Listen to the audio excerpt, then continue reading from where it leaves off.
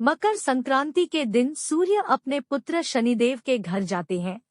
कहा जाता है कि इस दिन सूर्य की काले तिल के साथ उपासना करने से व्यक्ति को बहुत लाभ मिलता है।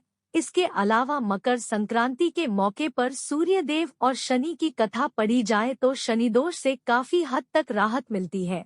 तो आइए जानते हैं मकर संक्रांति की कथा। मकर संक्रांति का त्योहार इस बार 15 जनवरी को मनाया जा रहा है। इस दिन जप तप व दान करने का विशेष महत्व है। इस दिन किए गए दान का दोगुना फल मिलता है। ज्योतिष शास्त्र के अनुसार मकर संक्रांति के दिन सूर्य शनि देव के घर आते हैं। इस दिन सूर्य शनि की राशि मकर में प्रवेश करेंगे। आपको बता दें कि पहले शनिदेव की राशि कुंभ थी, लेकिन जब सूर्य देव शनिदेव से प्रसन्न हुए तो उन्होंने उन्हें एक और राशि यानी मकर राशि प्रदान कर दी। मकर संक्रांति के दिन सूर्य देव और शनि की कथा पढ़ने से आप शनि दोष से काफी हद तक राहत पा सकते हैं। तो आइए जानते हैं मकर संक्रांति की कथा।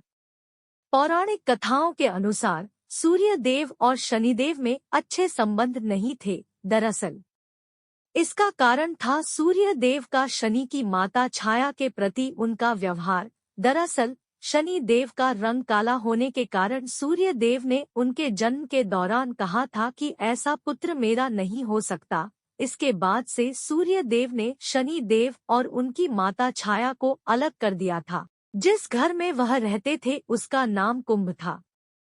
सूर्य देव को मिला शाप।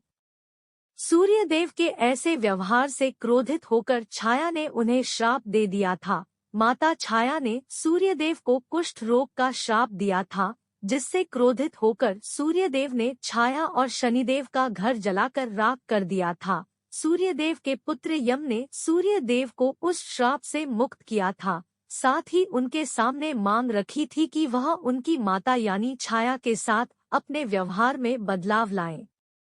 छाया और शनि से मिलने पहुंचे सूर्यदेव। इसके बाद सूर्यदेव छाया और शनिदेव से मिलने के लिए उनके घर पहुंचे थे। जब सूर्यदेव वहां पहुंचे तो उन्होंने देखा कि वहां कुछ भी नहीं था, सब कुछ जलकर बर्बाद हो गया था। इसके बाद शनिदेव ने काले तिल से अपने पिता का स्वागत किया था। शनिदेव के ऐसे व्यवहार से प्रसन्न होकर सूर्यदेव ने उस दिन उन्हें नया घर दिया जिसका नाम था मकर। इसके बाद से ही शनिदेव 2 राशियों कुंभ और मकर के स्वामी हो गए। शनिदेव के इस व्यवहार से प्रसन्न होकर सूर्यदेव ने उन्हें यह भी कहा कि जब भी वह मकर संक्रांति के मौके पर उनके घर आएंगे तो उनका घर धन धान्य से भर जाएगा, उनके पास किसी भी वस्तु की कमी नहीं रहेगी। साथ ही यह भी कहा कि इस दिन जो लोग भी मकर संक्रांति के मौके पर मुझे काले तिल अर्पित करेंगे उनके जीवन में सुख समृद्धि आएगी। इसलिए मकर संक्रांति के मौके पर सूर्य देव की पूजा में काले तिल का इस्तेमाल करने से व्यक्ति के घर में धन धान्य की कोई कमी नहीं रहती है। मकर संक्रांति पर क्यों करते हैं गंगा स्नान? सुने पौराणिक कथा। मकर संक्रांति के दिन गंगा नदी या गंगासागर में स्नान करने की परंपरा है। धार्मिक मान्यताओं के अनुसार मकर संक्रांति दिन गंगा स्नान करने से 7 जन्मों के पाप भी धुल जाते हैं। मकर संक्रांति इस वर्ष 15 जनवरी दोनों दिन मनाया जाएगा। मकर संक्रांति के दिन गंगा नदी या गंगासागर में स्नान करने की परंपरा है। धार्मिक मान्यताओं के अनुसार मकर संक्रांति दिन गंगा स्नान करने से 7 जन्मों के पाप भी धुल जाते हैं। इस दिन गंगा स्नान से जुड़ी बहुत ही महत्वपूर्ण पौराणिक घटना है। मकर संक्रांति के दिन ही मां गंगा ने राजा सगर के 60,000 पुत्रों को मोक्ष प्रदान किया था। क्या थी यह घटना? पढ़े मकर संक्रांति से जुड़ी यह पौराणिक कथा। मकर संक्रांति की पौराणिक कथा। पौराणिक कथा के अनुसार राजा सगर अपने परोपकार और पुण्य कर्मों से 3 लोकों में प्रसिद्ध हो गए थे। चारों ओर उनका ही गुणगान हो रहा था। इस बात से देवताओं के राजा इंद्र को चिंता होने लगी कि कहीं राजा सगर स्वर्ग के राजा न बन जाएं। इसी दौरान राजा सगर ने अश्वमेध यज्ञ का आयोजन किया।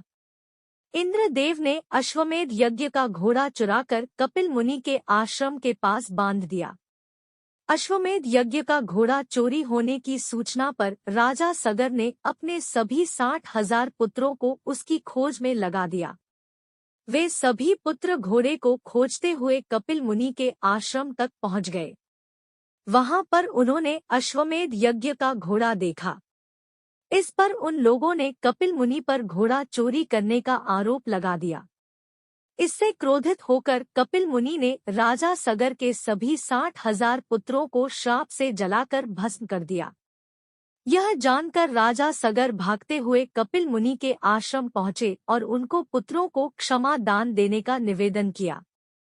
तब कपिल मुनि ने कहा कि सभी पुत्रों के मोक्ष के लिए एक ही मार्ग है, तुम मोक्षदायिनी गंगा को पृथ्वी पर लाओ।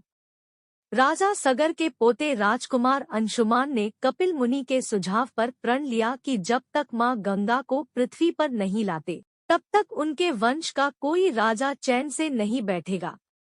वे तपस्या करने लगे।